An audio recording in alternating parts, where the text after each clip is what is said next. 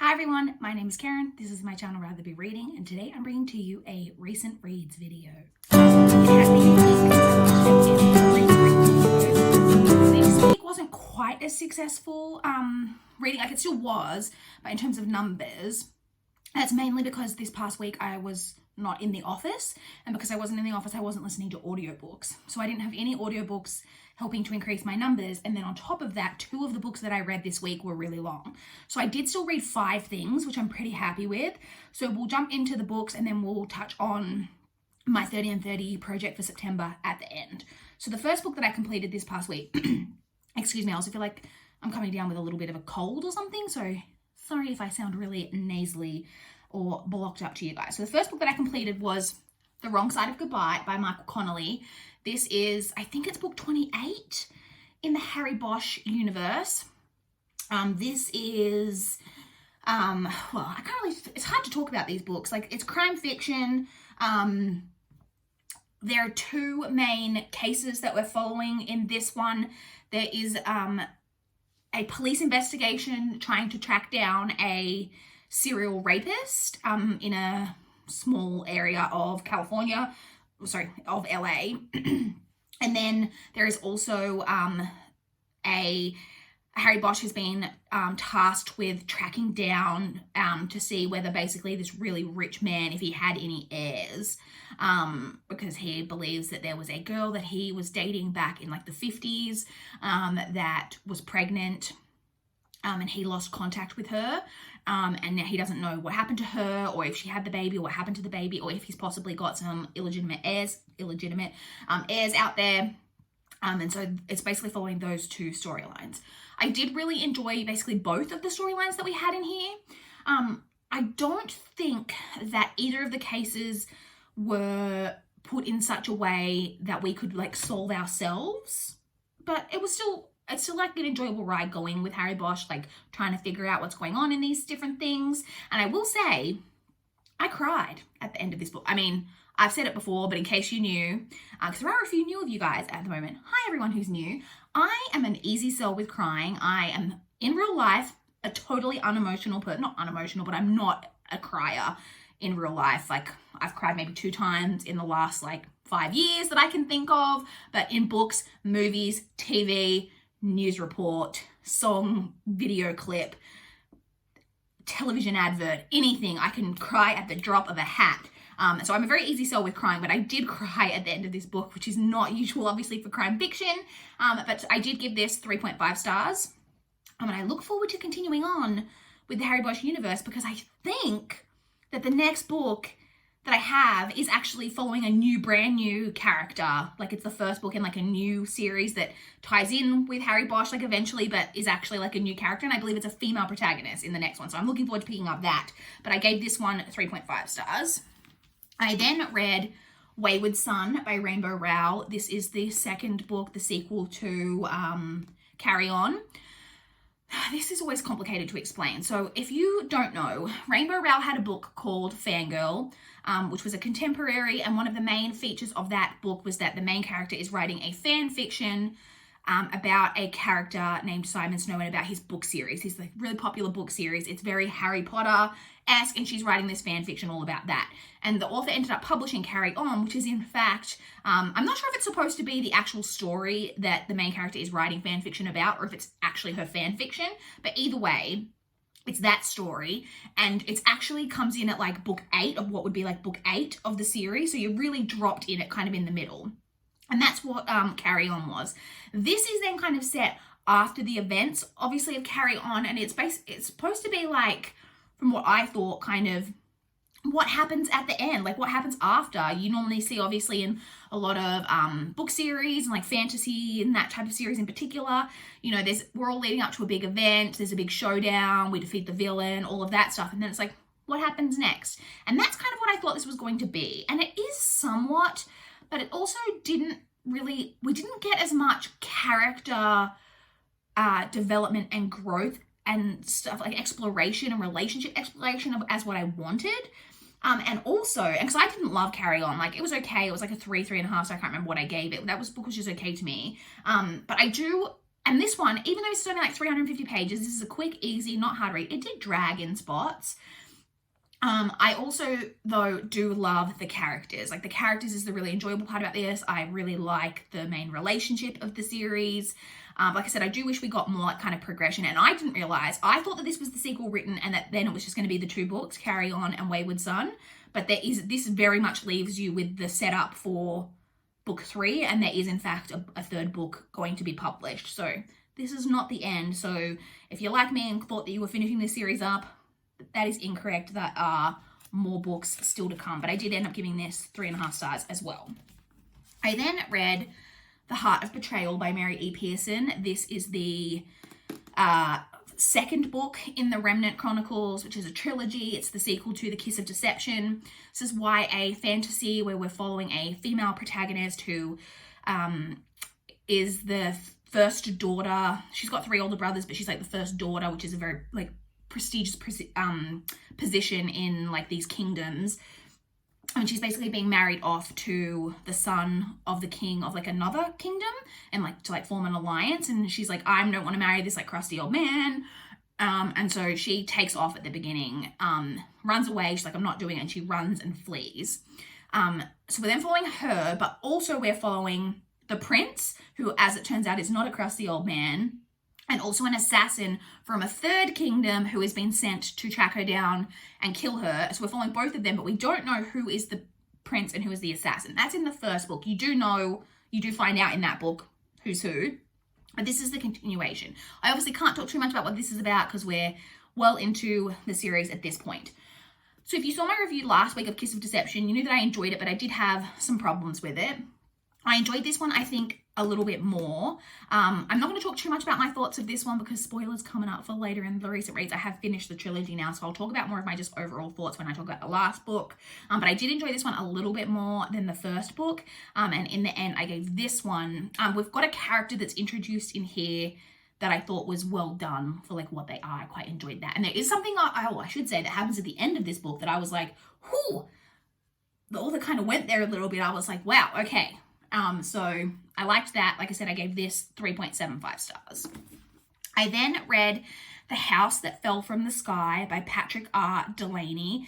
This is a book that I received a digital copy in exchange for an honest review from NetGalley. It is already out and published. It was published in right at the beginning of September, I believe. I'll have the publication date somewhere on the screen for you guys to confirm. So this is an adult kind of horror.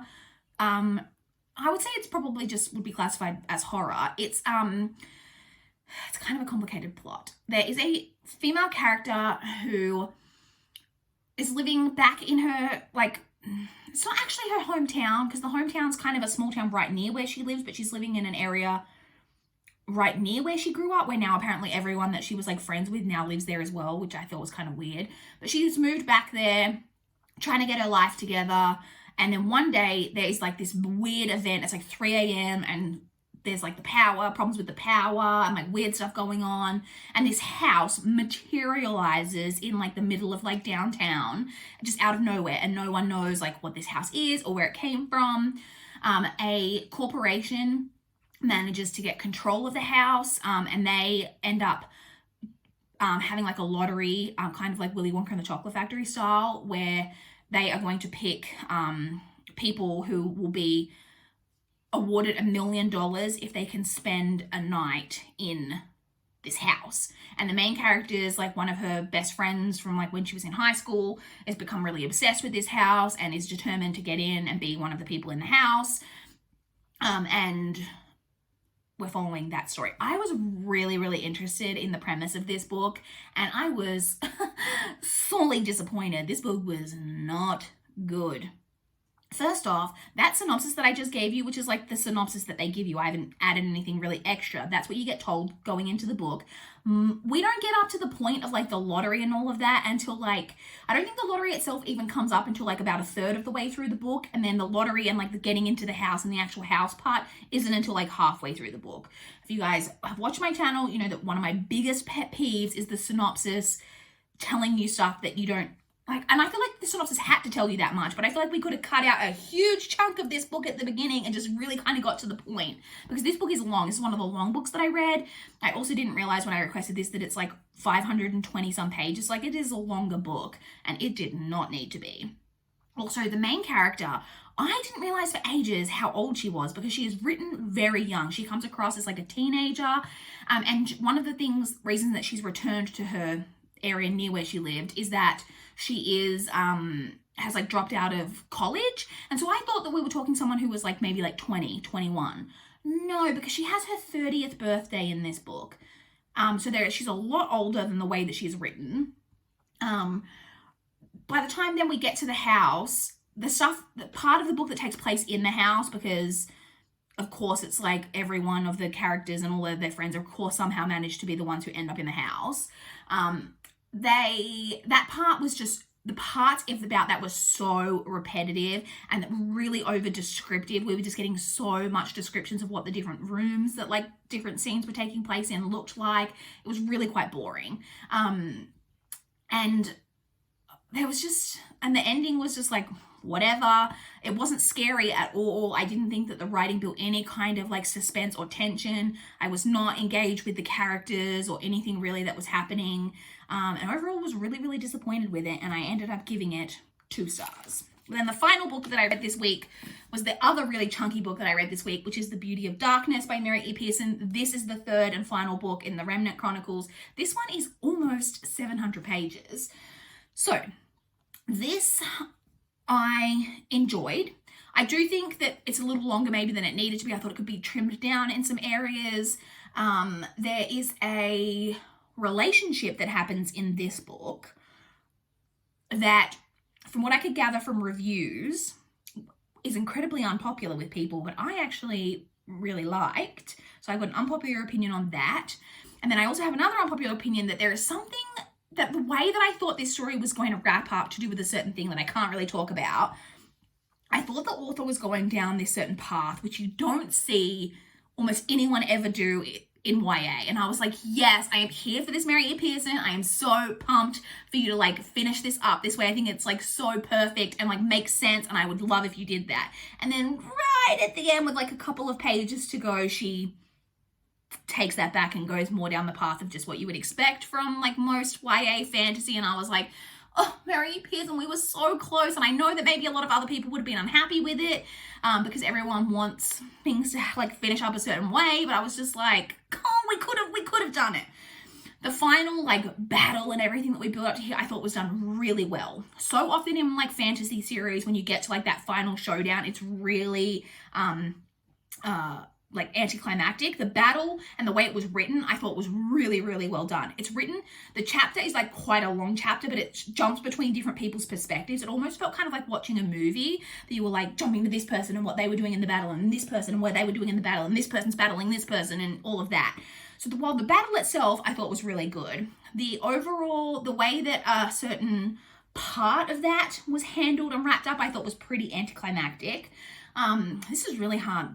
It's always hard to talk about your thoughts on the final book in a series without being spoilery.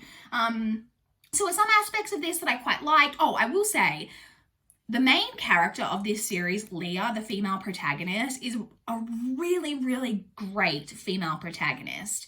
She is fierce. Yes, there's a little bit of that trope of her being like really good at like fighting with the boys and like throwing knives and like she's also just like fiercely loyal and really steadfast in her beliefs and like wanting to do what's right and what's best for the people and like the kingdoms and doing what's necessary. And she is not taking any shit from anyone, and she is gonna get it done and gonna do what needs to be done no matter what anyone thinks, which is why I was hoping that a certain part would go a different way, which it didn't go. But I thought it was a pretty solid ending. I probably would have given this 4 if that ending, like I said, the thing that I wanted to happen, if that had happened, but it didn't. So I ended up sticking with a 3.75 star rating for this, but I did enjoy the trilogy overall, and I'm glad to have it done because it's quite a popular YA trilogy that I can now tick off as something that I have read. So that's it. Those are the books that I read. Just to quickly touch on my current read, I am currently reading Every Last Promise by Kristen Halbrook. This is a YA contemporary that I'm on page 144, which is over halfway though, because this is quite short. It's only got 270 pages. So that's what I'm currently reading. Now to quickly check in on the 30 and 30. So last week I was a book ahead, but I only read 5 books this week. So this Recent Reads takes us through the 18th of September. And as of like the end of the 18th, I have read 17 books. So I am now 1 book behind in my goal. I'm hoping that I can do things to catch up in this upcoming week. I should be back in the office full time again, like back physically in the office. So I'll be probably listening to a bunch of I'm hoping to get through a bunch of audiobooks this coming week. However, while I have like this book and like another book and stuff on that I'm reading at the moment that are quite short, I do still have to read Outlander, which is my TBR teacup pick for September, and that is an over 800-page book. So I'm conscious that while I'm hoping to get through a bunch of audiobooks, I do have some smaller books. I also have at least one really chunky book that I need to get through. So stay tuned as we keep updating throughout the month. Will I be able to get back on track and achieve 30 and 30? I'm hopeful. I haven't had to, I said I'm only a book behind, which I'm fairly happy with. I haven't had to do any like crazy like reading. I haven't picked up like just random novellas or graphic novels that I wasn't necessarily super interested in just to hit the goal, which I'm not above doing. I may do that at the end of the month if that's necessary, but I so far have managed to just be really solid in my reading this month, and I hope that can continue in the second part of the month. So that's it really. Those are the books I read, my current reads, how I'm doing on 30 and 30. I would love to chat with you guys in the comments down below if you've read any of the books that I read, if you've got any thoughts on them, or if you want to chat to me about what you guys have been reading recently. I would love to chat in the comments down below. Please like this video if you liked it. Please subscribe if you want to see more from my channel. That is all I have for this video today. Bye guys.